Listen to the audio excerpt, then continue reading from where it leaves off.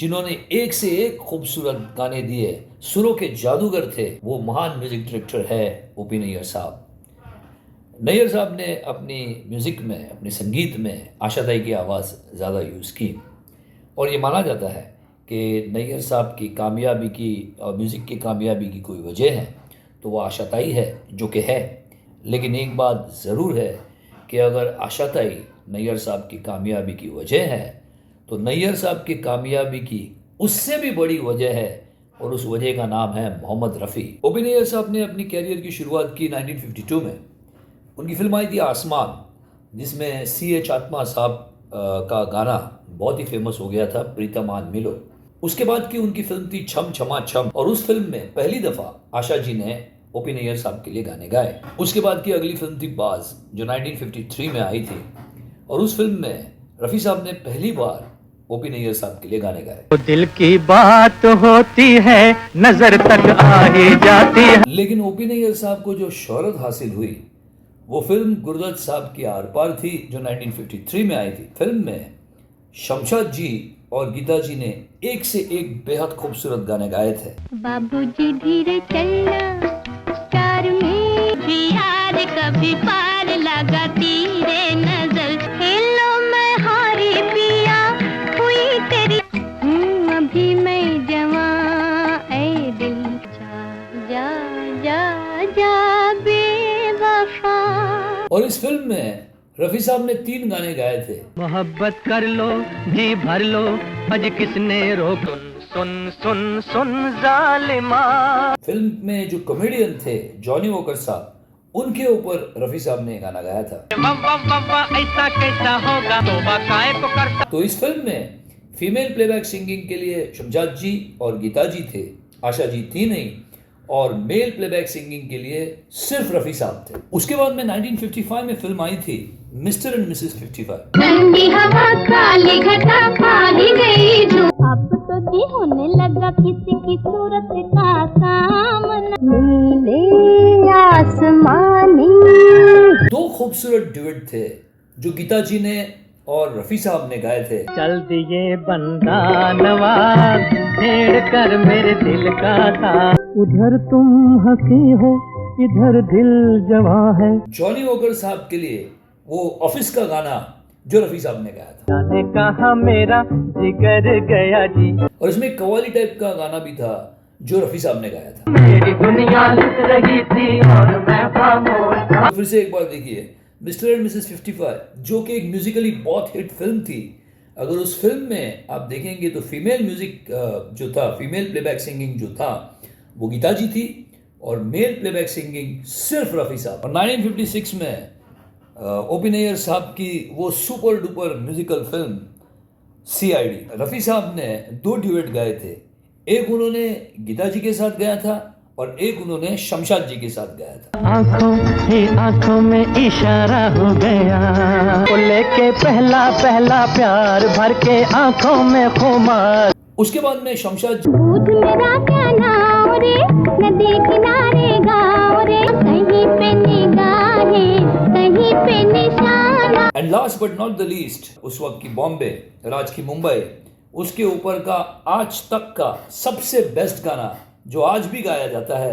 दिल है मुश्किल जीना यहाँ। इसमें एक सैड वर्जन का गाना था, लेके पहला पहला प्यार का, तो वो सैड वर्जन का सिर्फ एक पार्ट जो है वो आशाताई ने गाया था। उसके दीवाने हाय कब कैसे हो गई।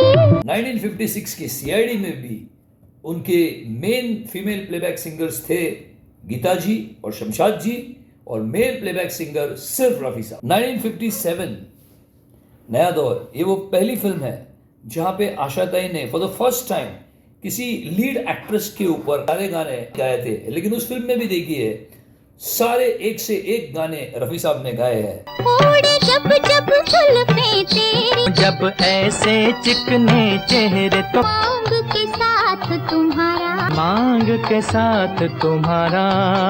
मन ये देश है वीर जवानों का, अलबेलों का, बम्बई का बाबू, नाम मेरा अनजाना। साथी हाथ बढ़ाना, आना है तो आराम, कुछ फेर नहीं है। दिल लेके दगा देंगे। 1957 में ही और एक फिल्म तुम सा नहीं देखा, जिसमें ओपी नैयर साहब की म्यूजिक में रफ़ी साहब की आवाज़ में शम्मी कपूर साहब स्टार बन गए। यूं तो हमने लाख हंसी देखे हैं। 1962-63 में वो 2-3 फिल्में आती है जहाँ पे नैयर साहब का जादू छा गया।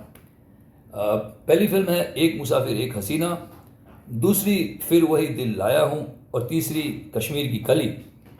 तीनों ही फिल्मों का म्यूज़िक सुपरहिट है जो हम जानते हैं, और सारे ही गाने एक से बढ़कर एक है। लेकिन अब उसकी पॉपुलैरिटी के बारे में अगर आप देखेंगे तो ये तीनों ही फिल्मों में जो सबसे ज़्यादा गीत फेमस हो गए, या तो वो रफ़ी साहब के सोलो थे, या तो वो गाने थे जो रफ़ी साहब ने आशा ताई के साथ में गाए हुए थे। बहुत शुक्रिया बड़ी मेहर, आप यूं ही अगर हमसे मिलते रहे, मुझे देख कर आपका बंदा परवर थाम लो जिगर, आंचल में सजा लेना कलियां, लाखों है निगाह में जिंदगी की राह में, तारीफ करूं क्या उसकी है दुनिया उसी की। हाय रे हाय ये मेरे हाथ में तेरा हाथ, निगाहों निगाहों में जादू, दीवाना हुआ बादल। उसके बाद में मेरे सनम, ये रात फिर ना आएगी और सावन की घटा। इसमें भी अगर आप देखेंगे तो इसमें रफ़ी साहब के गाने हैं जो सुपरहिट है।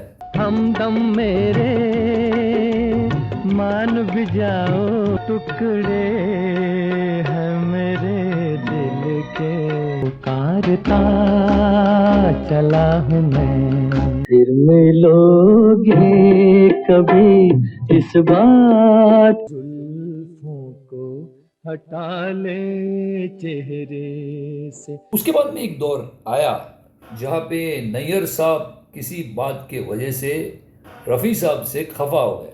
हालांकि इसमें रफ़ी साहब का कोई दोष नहीं था, और उन्होंने ये डिसाइड किया कि वो रफ़ी साहब को अपने म्यूज़िक में नहीं लेंगे, और उसके चलते उन्होंने फिर दूसरे सिंगर्स के साथ में, दूसरे मेल प्लेबैक सिंगर्स के साथ में काम करना चालू किया।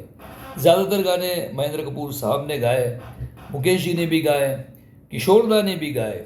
हालांकि उन सारी फिल्मों में, जितनी भी फिल्में वो आई, उन सब में आशा ताई की आवाज़ ज़रूर थी, लेकिन ये सच्चाई थी कि वो किसी भी फिल्म का म्यूज़िक वो ऊंचाई ना छू सका जो म्यूज़िक में रफ़ी साहब उनके लिए गाना गाते थे। मोहब्बत ज़िंदगी है, किस्मत, कहीं दिन कहीं रात, ऐसी बहुत सारी फिल्मों में नैयर साहब ने म्यूज़िक दिया जहाँ पे दूसरे मेल प्लेबैक सिंगर्स ने गाया। तो वो जो 5-6 फिल्में थी, वहाँ पे कोई भी फिल्म का म्यूज़िक हिट नहीं हुआ। नए म्यूज़िक डायरेक्टर्स आ गए, नए म्यूज़िक डायरेक्टर्स की फिल्में हिट हो गई, और ये सब के चलते नैयर साहब फिर पीछे रह गए। फिर बाद में आशा ताई ने भी उनके लिए गाने बंद किए। नैयर साहब इतने बड़े आदमी भी है कि उन्होंने बहुत बार ये उनके इंटरव्यूज़ में और पब्लिकली कहा है कि मैं गुस्से में था, और उस गुस्से के चलते मैंने रफ़ी साहब को ये बोल दिया कि आप मेरे साथ में ना गाएंगे, लेकिन सच्चाई ये हुई कि इसमें नुकसान सिर्फ मेरा हुआ। ये उनका बड़प्पन है। अपने लगभग 15-16 साल की बहुत ही स्पेक्टेकुलर, बहुत ही बेहद कामयाब कैरियर में नैयर साहब ने एक से एक फिल्मों में म्यूज़िक दिया। लेकिन इन सारे फिल्मों में अगर आप देखेंगे तो इसमें सबसे बड़ा कंट्रीब्यूशन जो था वो रफ़ी साहब का था। आशा ताई के कंट्रीब्यूशन के बारे में कोई सवाल नहीं है, लेकिन जैसे मैंने बताया कि आशा ताई के आने के पहले भी नैयर साहब ने सुपरहिट गाने दिए थे, जो उन्होंने रफ़ी साहब, गीता जी और शमशाद जी के साथ में दिए थे, और मेल प्लेबैक सिंगिंग में सिर्फ रफ़ी साहब थे। और बाद में आशा जी गाने गा भी रही थी, फिर भी नैयर साहब का म्यूज़िक चला नहीं, क्योंकि उसमें रफ़ी साहब की आवाज़ नहीं थी। तो बोलना यही है कि आशा ताई 100% एक कामयाबी की बहुत बड़ी वजह है, लेकिन नैयर साहब की कामयाबी की सबसे बड़ी वजह अगर कुछ है तो वो है मोहम्मद रफ़ी साहब की आवाज़।